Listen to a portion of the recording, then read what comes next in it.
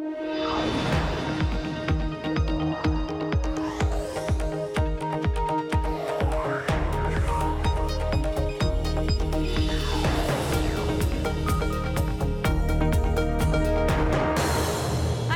San Francisco, and this is Bloomberg Technology. Coming up in the next hour, Qualcomm strikes back. After Apple stops paying licensing fees, the chip maker wins a battle in court to ban the sale of some iPhones in China.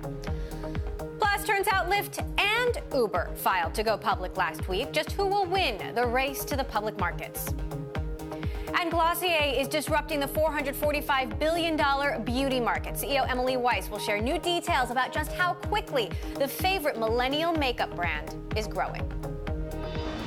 First to our top story, Qualcomm gains the upper hand in the ongoing legal battle with Apple. The chip maker won a ban on sales of some iPhone models in China. The ruling is part of a worldwide dispute between the two companies over licensing fees. Apple says all iPhone models will remain on sale in China, and it will dispute the court's ruling. For more, I want to bring in who else but Bloomberg Tech's Ian King, who covers chips. And in Washington, we've got Tamlin Basin with Bloomberg Intelligence, who covers technology, litigation, and policy. So, Tamlin, first of all, what is the immediate impact of this ruling?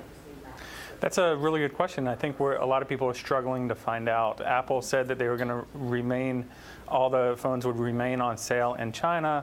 Qualcomm disputed that, and just recently Apple has said that they are going to file and ask the court to reconsider. Nobody's seen the text of the injunction, so the scope is a little bit uncertain. But I think what we're going to be waiting to see is, is Apple going to have to pull some of those phones from the market in China? And I think a lot of people are sort of eager to get their eyes on that injunction notice to see what the scope is. Ian, what is your interpretation of how big a win this is for Qualcomm and how big a loss it is for Apple? As you know, Emily, for the last couple of years in this dispute, really, Apple has been setting the agenda. Apple initiated this. Apple got all of the blows in first, talking about how Qualcomm was a bad actor, antitrust. This is how Qualcomm has been trying to fight back all along. It seeded these cases a long time ago. It's finally got a decision that it can work with. Now we just have to see whether this sticks or not. We're talking about a lot of iPhones here. iPhone 6S, 6S Plus, 7, 7 Plus, 8. 8S Plus and the iPhone 10, but not the newest iPhone models. Because this suit was filed before the new phones were unveiled, so Qualcomm didn't know about them, couldn't file about them. It's taken a while to work its way through the system. Logical to assume that Qualcomm will seek to extend the ban to the new ones. So, Tamlin, then, what is the likelihood that Apple will successfully dispute this? I think Apple, it might have its hands tied in terms of getting the court to overturn this immediately. What they've been arguing, what they have argued so far is that the new iOS 12 operating system, that operating system doesn't use the Qualcomm technology in dispute, and that's why they say the newer models aren't affected. And they say all their sales of the older phones now are running on that operating system. But what it's going to have to do is convince the court that this new operating system uses technology that's different enough from the disputed technology that they should be allowed to sell it. So I think it might be an uphill battle in the China courts to get this overturned in the short term. Ian, would you agree? Well, whether I agree or not, Qualcomm certainly doesn't. I mean, what they initially said, they saw the response from Apple, and they came out and said, look, this is a ban on phones. This is not a ban on operating systems. Traditionally, what a company would do when they're found guilty of infringement is try to do a workaround in software, because you can do that quickly. Qualcomm is saying, no, you can't do that. That won't work here. So how big a dent could this make in Apple sales? Again, it really depends on whether this can be extended to the new iPhones. Whether this can really shut down that market access. We, at this point, don't know, and I think I'm getting a lot of questions, and I'm sure Tamlin is as well. Nobody understands how the Chinese legal system works. Nobody understands how long the process will take, how immediate it is, what the enforcement will be. So these are all the questions, and these are obviously not pretty headlines for Apple at this point. All right, Bloomberg's Ian King, I know you'll continue to follow this story for us, and Tamlin Basin of Bloomberg Intelligence, thank you both. Meantime, tensions are still high after the arrest of Huawei CFO Meng Wanzhou, who was taken into custody in Canada en route from Hong Kong to Mexico as the U.S. seeks her extradition. Canada's trade minister says its ties with China are strong enough to withstand the arrest. However, Beijing has accused Canada of violating a bilateral agreement by failing to inform its consulate of the arrest quickly enough. For more, I want to get to Tom Giles, our executive editor. So, Tom, what is the latest that we know? Well, right now there's still a hearing in Vancouver that is to determine whether they will set bail for Meng. The question is, does she represent a flight risk? And the U.S. side, which is being represented by Canada at the moment, is saying she does represent a flight risk. She's very wealthy. She has the means to get around and get out of Canada very, very quickly. The argument on the other side, however, is emphasizing her deep ties to Vancouver. She has a relative in school in Massachusetts. She's got some multi-million-dollar homes in the Vancouver area that she would use as collateral. They're also talking about her health. She's got a sleep disorder. She's having trouble eating, and there's a number of hypertension. So there's a number of health reasons why her defense is saying she should be allowed to leave the jail while this works its way through the court system. Now, some Chinese executives have expressed some fear about traveling to the United States. Take a listen to this from the CEO of the Haier Group, which is a Chinese electronics and appliance company. The U.S. and Canada have not disclosed the reason behind this, so we can't speculate why this happened. From a company's perspective, you can't interfere with entrepreneurs' legitimate rights or even safety on no grounds, which doesn't make any sense in everywhere around the world. The U.S. is one who always claims itself to protect human rights, but now they haven't given any reason. Whoever travels to the U.S. now, they must be very scared. Tom, are we hearing any concerns on the U.S. side about American executives traveling in China? Well, we did hear a little bit from Cisco on Friday. There was this message that went around that among Cisco staff that non-essential travel to China would be curtailed. Cisco later said that that message was sent out in error. We haven't gotten folks to officially weigh in on this, but you have to you can speculate that folks are questioning whether right now is a great time to go to China. I will say in response to the executive who we just heard from, I mean, whether you agree with the rationale for arresting the Huawei CFO Meng, the U.S. has given a reason for it. Whether you disagree with that rationale, whether you agree it was a good thing to impose these trade sanctions on Iran, whether you believe that Huawei was in fact violating them, at least there is some justification that the U.S. has outlined, and saying that Meng herself played a pivotal role in these transactions that were violating this trade embargo with Iran. Tim Culpin, our Bloomberg opinion columnist, has a piece out that says the U.S. has Huawei in cuffs, China has U.S. in chains, laying out a vision for what could happen if China decides to retaliate as a result of this arrest. The biggest question remains, how will this impact the trade war? How is this impacting talks between the U.S. and China? What do we know? Well, we know our colleagues in D.C. put out a story over the weekend talking about how the folks who are working on the trade negotiations with China are trying very hard to keep this as a separate issue, to separate the two in the minds of Chinese officials and the minds of the U.S. The fact of the matter is they seem so inextricably linked. U.S. attitudes toward Huawei, toward ZTE is another company that's often mentioned in the same breath, are very much tied to the reasons why there is so much tension in trade between the U.S. and China, and that has to do with IP, protection of IP, security concerns about U.S. trade secrets. Does Huawei have too close of a tie to the Chinese government? And is it a good idea to do business with this company? As we know, the U.S. has, under U.S. telecoms are no longer doing business with Huawei the way they used to. They're not introducing Huawei phones into their lineups. We saw that. That's been playing out over the course of several months, if not longer. And so it's really hard to separate the two issues, I think, in terms of our negotiations at a very sensitive time in trade talks with China. All right, Tom Giles continuing to cover this story for us. Thanks so much, Tom. Now, GoPro, meantime, is trying to minimize the impact of having its products on any new tariffs list. The camera maker plans to move most of its U.S.-bound production out of China by next summer. GoPro's CFO says, quote, today's geopolitical business environment requires agility. Coming up, both Uber and Lyft have now officially filed to go public, but who gets there first? That's next. And if you like Bloomberg News, check us out on the radio, listen on the Bloomberg app, Bloomberg.com, and in the U.S. on SiriusXM. This is Bloomberg.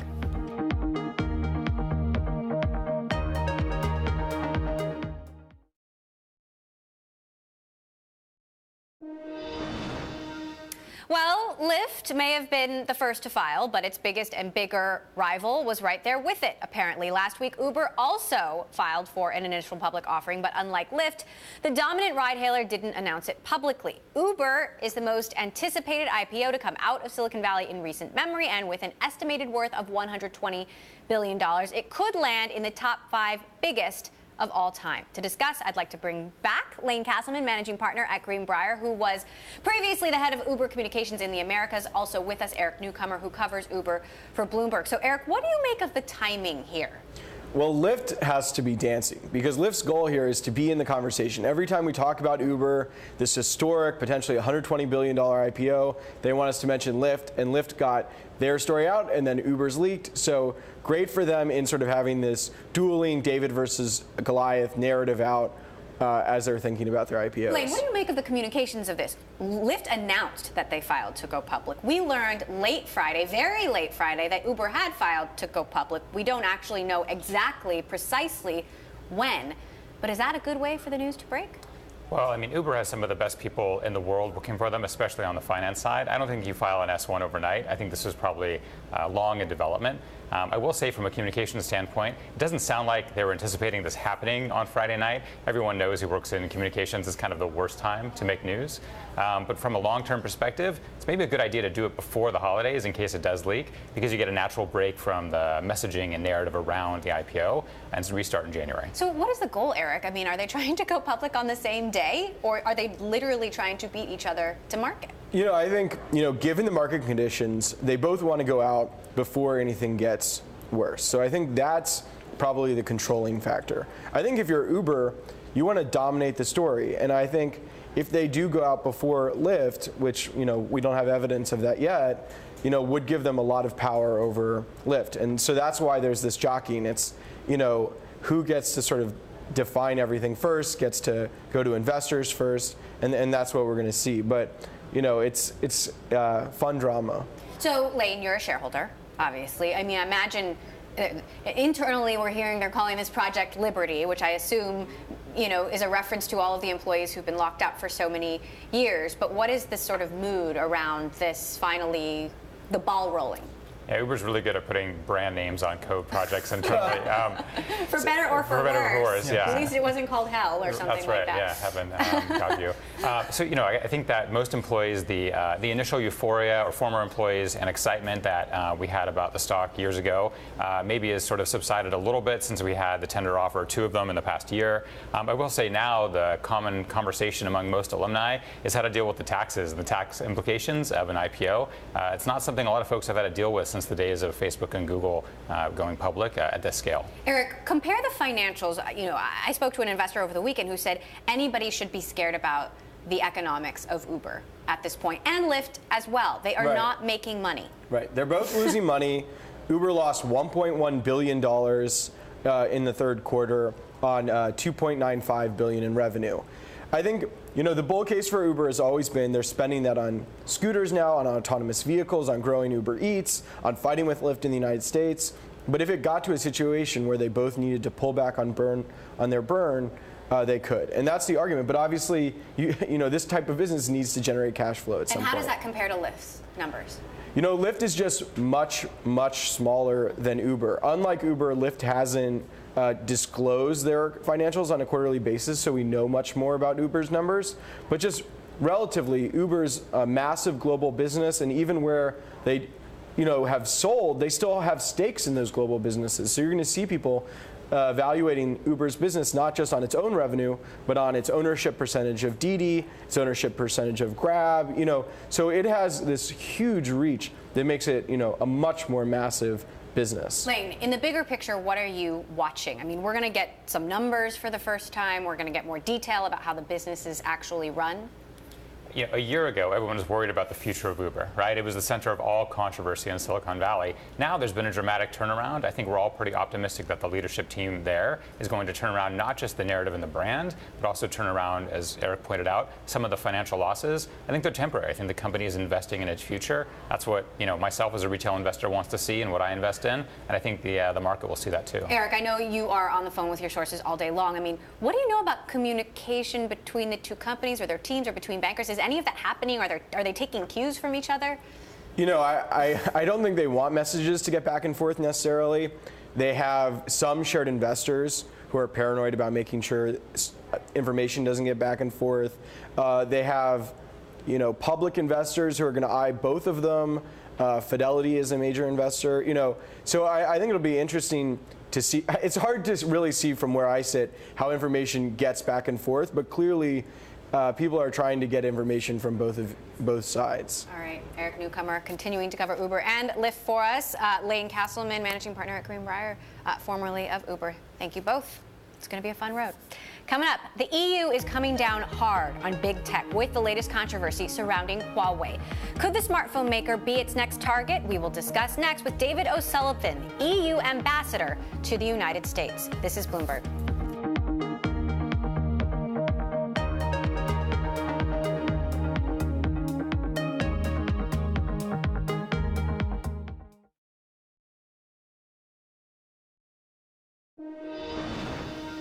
The European Union continues to take a tougher stance on tech, this time zeroing in on Huawei. Following the arrest of Huawei CFO, EU Tech Commissioner Andrus Ansip said the European Union should be worried about the smartphone maker and other Chinese tech companies. At a news conference in Brussels Friday, he expressed concern over their ties to Chinese intelligence services and access to encrypted data.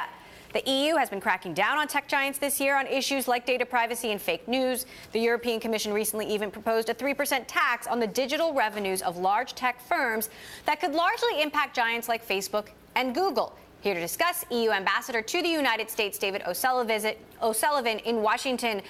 So, Ambassador, what is your reaction to those comments coming out of Europe? Well, I think the issue of security of specific industries and specific technologies is something which is a common concern on both sides of the Atlantic.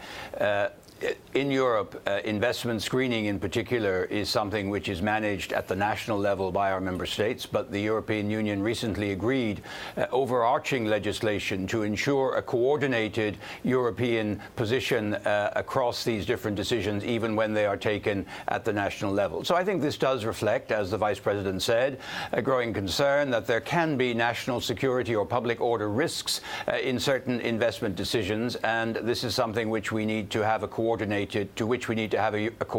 European response. Is the EU considering broader EU-wide limits to Huawei's operations there? I don't think we are dealing that at the level of the EU. It's a question of specific companies.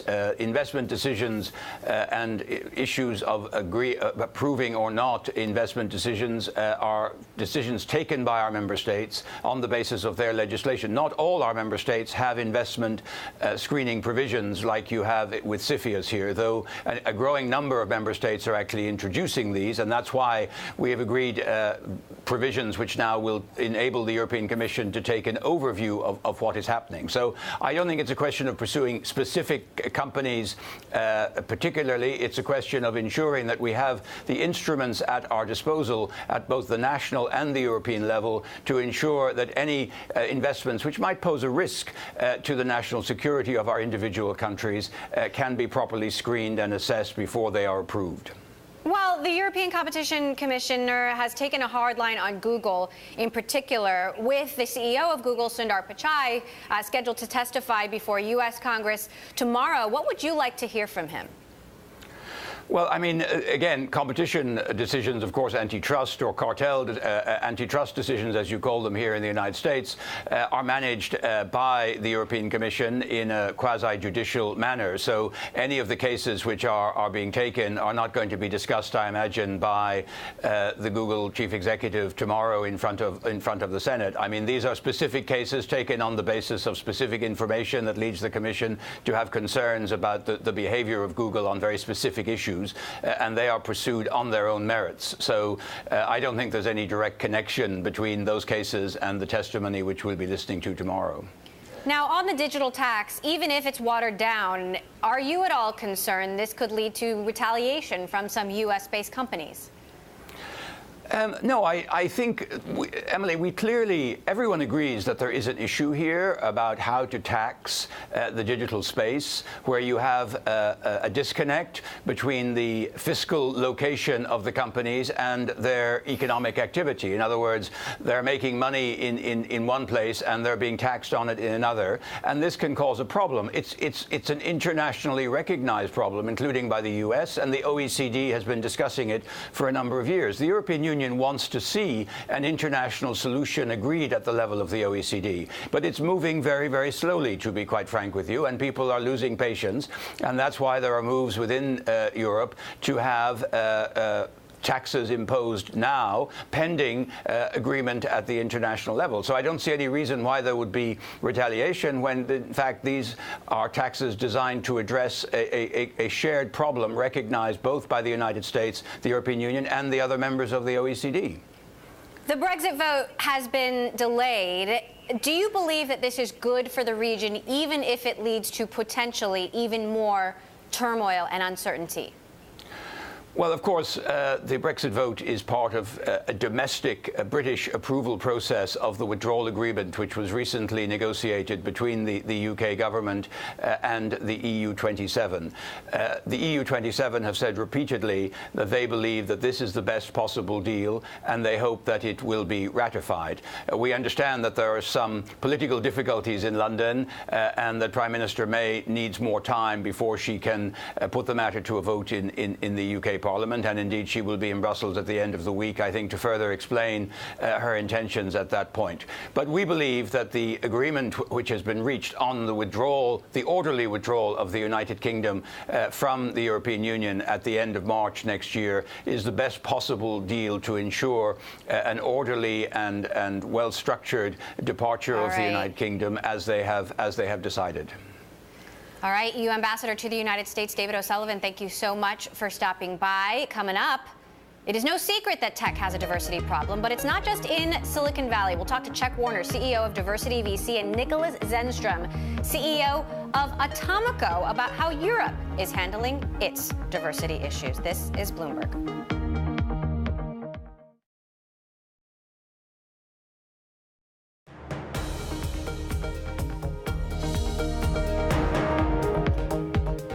Technology, I'm Emily Chang in San Francisco. Well, the numbers are in, and Europe's tech scene has a lot in common with the United States, but it's not something to write home about in this case. Atomico has published a report in partnership with Slush and Oric detailing the state of Europe's tech scene, and while it's growing 5 times faster than the rest of the continent's economy, diversity is still a major problem.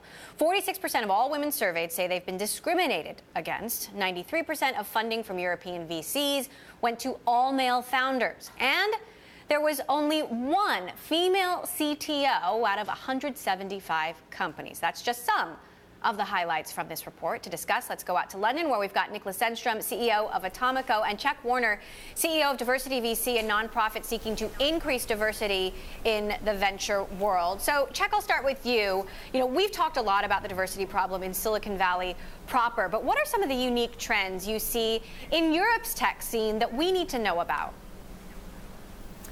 Yeah, unfortunately, it's not that different from what you see in the Valley. We still have a major problem with the amount of funding that's concentrated into, frankly, white men. We still have very little data on actually how much funding is going into demographic groups that are not just looking at gender.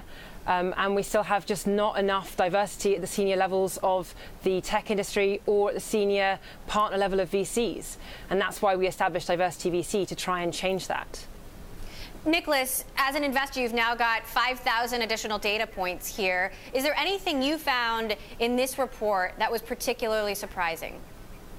Yeah, I think the report really kind of demonstrates the reality that diversity and inclusion is a global problem. And I think we as a VC industry, we're going to have to take, and we have taken a step back and looked at ourselves and how we conduct ourselves. And I have to say that the global VC industry has not done a good job when it comes to diversity and inclusion. Now, Czech, some European countries have pretty progressive laws on gender, mandating women on boards, for example, or longer maternity leaves. Why do you think that hasn't had an impact? It's a great question. I think sometimes we tend to look to other models of tech industries that maybe are slightly further developed than ours for kind of set an example. And actually, we haven't stayed true to some of our European values that are really about being progressive and being inclusive.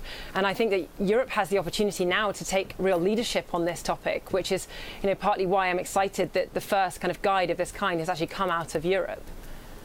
So, Nicholas, what do you plan to do differently as a result of the data that you've now seen? As an investor, will you change your focus? Will it change how you run some of the processes, the investment processes, in terms of who gets the money?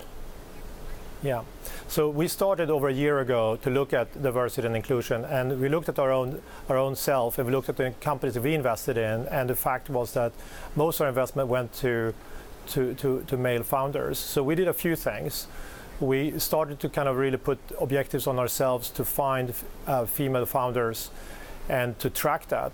And the other thing we did, we went out to our portfolio companies and asked them about how they thought about diversity and if they had diversity policies in place. And it turned out that very few companies, early stage companies, had diversity policies, but they all wanted to have it. And that's one of the reasons that we partnered with the Diversity VC to come up with this guide to help companies to put diversity policies in place. Now, as I can tell from your website, you've got 4 women listed as partners, 12 men, 2 venture partners are men. Yeah. Those numbers are actually better than many Silicon Valley VCs. Yeah. What is your strategy within the company to make sure that you've got a diversity of voices at the table that are actually being heard? Yeah, this is a very important point, because what we have seen, the data tells us that female investors are finding more female founders. And I think the reality is that a lot of female founders are more comfortable speaking with female investors. What we have done internally, we have set some targets on ourselves that when we recruit people to our investment team, specifically on the more junior level, which is kind of the pipeline for partners, is that we want to have a 50-50 gender diversity. Czech, the Me Too movement has had some impact, as far as I can tell, in the UK. How often is this conversation happening in Europe more broadly? It's happening a lot here. There's a lot of talk. We need more action. But are you even hearing the conversation? Yeah, not enough. I mean, it was actually an interesting stat in the Atomico State of European Tech report that only 11% of the media conversations that were happening about tech were happening about diversity and inclusion. And the vast kind of majority of the sentiment about those conversations was negative.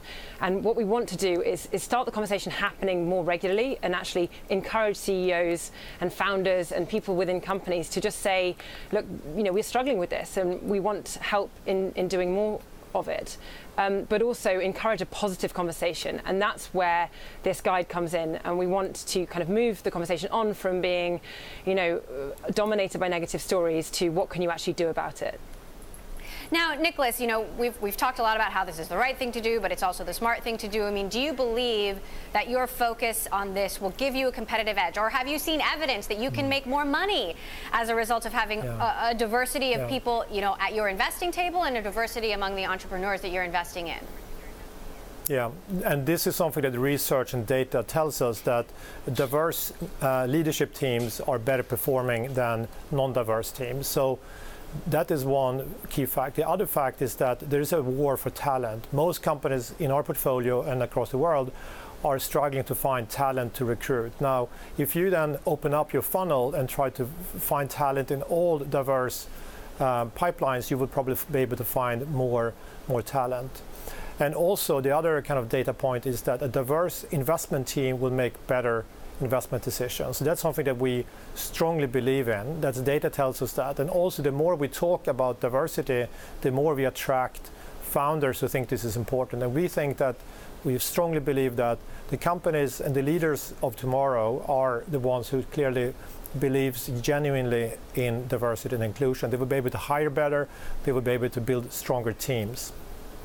Absolutely. Well, good to hear your focus on this. Nicholas Zentrum, CEO of Atomico, along with Chuck Warner of Diversity VC. Thank you for being part of this important conversation. Speaking of diversity in tech, Snap has named a new head of communications. Julie Henderson, who is currently the top comms executive at 21st Century Fox, is set to begin in the role immediately following the sale of certain Fox assets to Disney. Currently, this role at Snap is being filled by Mary Riddy, their VP of communications. Up next, Glossier is shaking up the makeup industry with an almost entirely online business. Now, with an additional $52 million raised this year, the makeup brand is entering phase 2. CEO Emily Weiss tells us about her social commerce vision next. Plus, Asia's leading online travel agency Ctrip is seeing a decline in travel to the United States. We'll get the company's response on rising tensions between the U.S. and China. This is Bloomberg.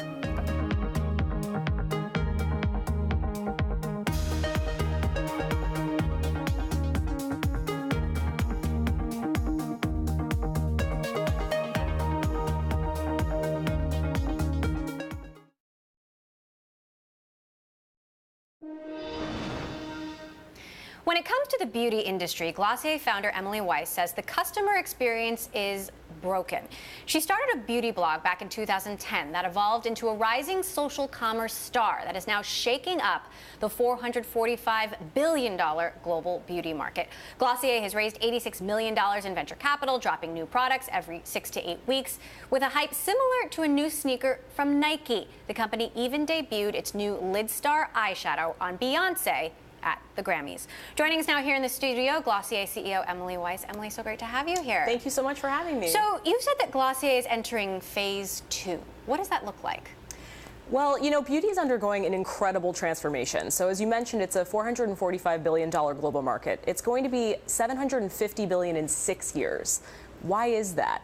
It's because consumers, especially millennial consumers, are not trusting the experts anymore. We're in an age where, 80% of millennials look to platforms like Instagram to make their fashion and beauty shopping decisions. So as we think about Glossier's growth and the fact that, 70% plus of our customers have come through word of mouth, Glossier is incredibly focused on facilitating that word of mouth by having these one-to-one connections with our customers and also introducing them to one another. Now, there's a big fascination with how quickly Glossier is growing. I know you said you tripled in size last year, but this has been a particularly big year for you. Just how big? So in terms of the numbers, we are set to cross the $100 million revenue mark this year in 2018. This year or this year, cumulative? 2018 in total. Okay. And the thing that we're actually most excited about is our 1 million new customers that we've put on this year. And when you think about the D2C direct-to-consumer brand landscape, another thing that we're incredibly optimistic about is the fact that almost 50% of our monthly revenue comes from repeat purchases. So we've had 1 million new customers this year, but also 1.3 million repeat purchases, repeat transactions, which if you think about, non-endemic categories, whether it's, mattresses or eyewear or even clothing, is pretty unusual. So I want to hear more about the vision. I mean, it started off all online. You've now got 2 permanent stores in LA and New York. You've got these pop-up shops that happen every so often, and I've seen the lines that go on for blocks and blocks and blocks. What is the actual vision for how much of this becomes a physical presence and how much of it remains online? What's unique about Glossier in particular is the fact that we have this one-to-one connection with every single one of our consumers. And not many beauty companies can say that. You look at some of the, incumbent companies who rely on retail channels and retail partners historically to communicate with their customers. We have this direct connection with every single person. We facilitate that and sort of stoke those flames by having offline experiences where we connect them with one another, and we create this kind of community flywheel that leads to our growth. So you reiterate that you would never sell to a department store, you would never sell via Sephora or on Amazon? Those are not part of our plans. So how do you assess how do you calculate the threat of Amazon? I mean, obviously there are beauty products on Amazon They had their 12 days of deals leading up to the holidays. Yesterday, it was beauty and skincare products. You know, when I think about Amazon, I think what's so interesting is that, they've created the playbook for e-commerce to date. And when you think about e-commerce and the fact that, roughly 10% of commerce is happening online today in the United States, that's really nothing. And, there are other customer experiences that people want, in particular when it comes to their fashion and beauty categories. I mean, these are highly emotional categories. You have, over 50% of people walking into multi-brand stores who take out their iPhones and go onto Google to search for products because they can't swipe right or swipe left on the salesperson. And so while Amazon makes it really easy to consume, it doesn't necessarily make it easy to connect. And when we think about the future of Glossier, we really think about that emotional commerce and the social utility that we can build. So a lot of acquisitions in e-commerce lately. Walmart obviously bought Jet, they bought Bonobos. You, Stitch Fix CEO Katrina Lake joined your board. She just took her company public. There have been rumors about a Glossier IPO. Is that something that you have a plan for, or would you be interested in M&A? We have a lot of runway ahead of us. We've been incredibly intentional about our growth, and we believe that, when you look at the beauty landscape and you look at these incumbents like, say, an Estee Lauder or L'Oreal, in 10 years' time with the way consumer behavior is going, those may not be the most dominant players, and we believe that Glossier has every opportunity to fill in that space. Now, there's a certain risk in these super cool, very Instagrammable brands. I think about the Museum of Ice Cream, and, Glossier, it's an incredibly visual brand, but how do you maintain the buzz year after year after year? We don't actually think about ourselves needing to maintain the buzz. What we think about is how do we provide the tools, whether that's the physical tools, the hardware products that we create, our beauty products, or the digital conduits for connection for women to write their own stories. No woman is buying all one brand today. And yet every woman has the ability to influence her peers and the people around her to create her own beauty routine. So as we look toward the future, we really think about giving voice through the lens of beauty, and we think that that opportunity is infinite. You hired a product head who worked at Instagram, Facebook, Oculus. What does that social commerce, women telling their own stories future actually look like? So, we think a lot about this, the ability to create a platform that's all around social utility, not necessarily social network. When you think about, social network, you think about these large players, whether it's Twitter or Facebook, that aren't necessarily specifically around a particular interest. Beauty is something that all of us touch every single day. Beauty is something that, every consumer is affected by, and we really want to use Glossier, both our digital platform that's coming and our physical products, to really activate maybe more passive beauty consumers and encourage her to use her voice to influence others. You've been slowly testing international markets. What is the plan to take this more global? So we've launched several markets to date, including the UK, France, and Canada. Next year, we're really focused on growing those markets. Again, we're focused on very intentional growth and a really high-quality connection with our customers. All right, Glossier, clocking in $100 million in revenue so far this year. You're hearing that here for the first time. Glossier CEO Emily Weiss, thank you so much. Thank you, Emily, for stopping by. Still ahead, SoftBank has set the final price for its $23.6 billion IPO of its Japanese telco spinoff. We will have all the details next. This is Bloomberg.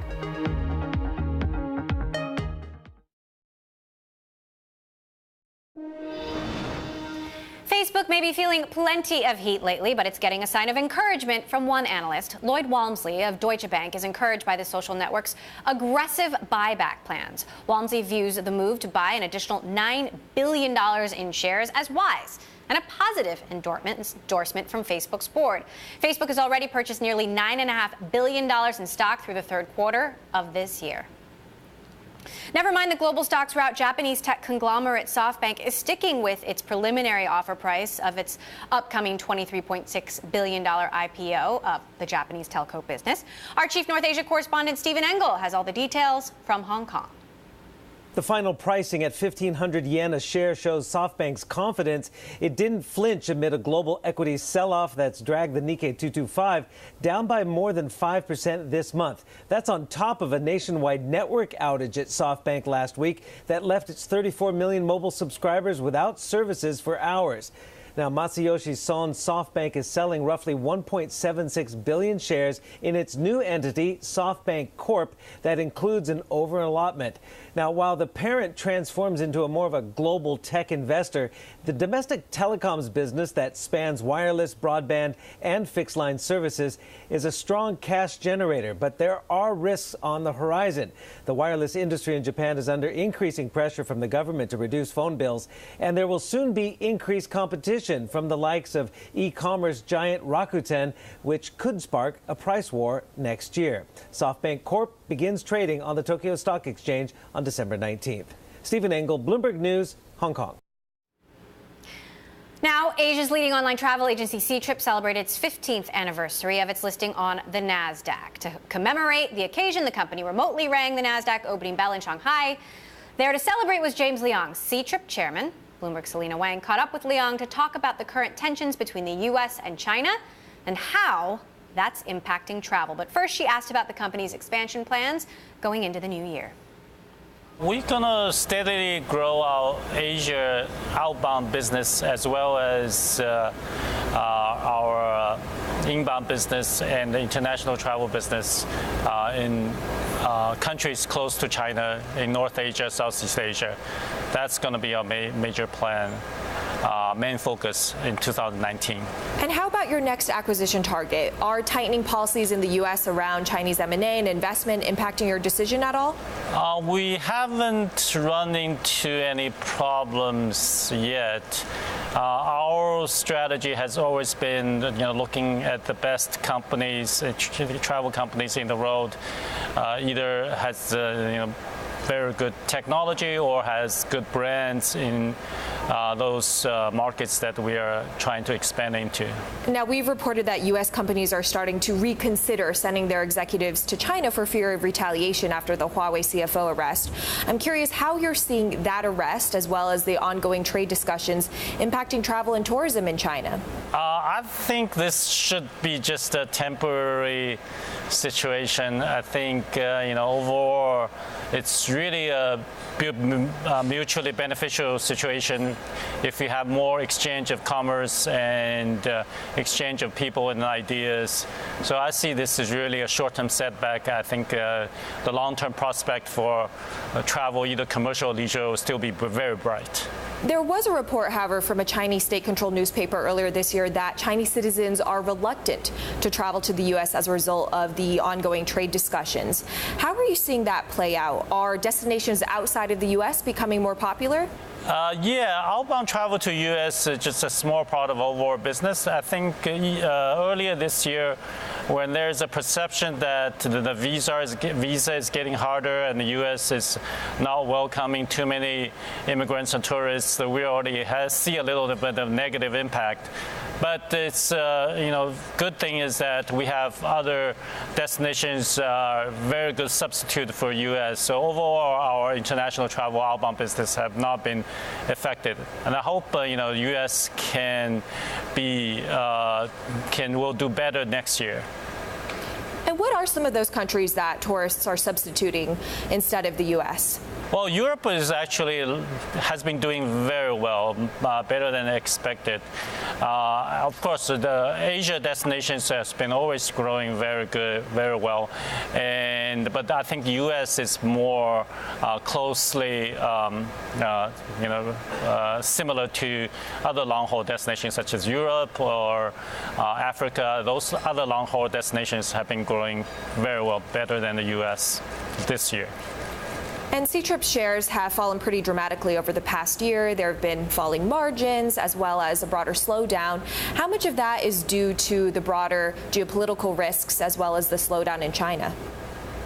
Well, the perception is that China's economy will slow down and travel obviously will have a little bit of impact. But I think overall travel is more resilient as the Chinese economy is moving to next stage of development where service and consumption will grow faster than the overall economy. I think travel is going to be least affected, among the least affected industry in this kind of environment. Ctrip co-founder and executive chair James Leong with Bloomberg Tech's Selena Wang. Well, Tesla CEO Elon Musk says he doesn't respect the SEC, the agency that he reached an agreement with in October. Musk told CBS's 60 Minutes he hasn't had any of his tweets censored since he signed off on the deal. Musk's tweets in August about taking the company private caused months of chaos. The SEC tried to improve the governance of Tesla's board, which had long been criticized for being too close to him. And that does it for this edition of Bloomberg Technology. Tomorrow, we will have full coverage of the CEO of Google's testimony before the House Judiciary Committee, including speaking to the congressman who will be leading that committee next year, Representative David Cicilline of Rhode Island. And Bloomberg Tech is live streaming on Twitter. You can check us out at Technology and follow our global breaking news network, TikTok, on Twitter. This is Bloomberg.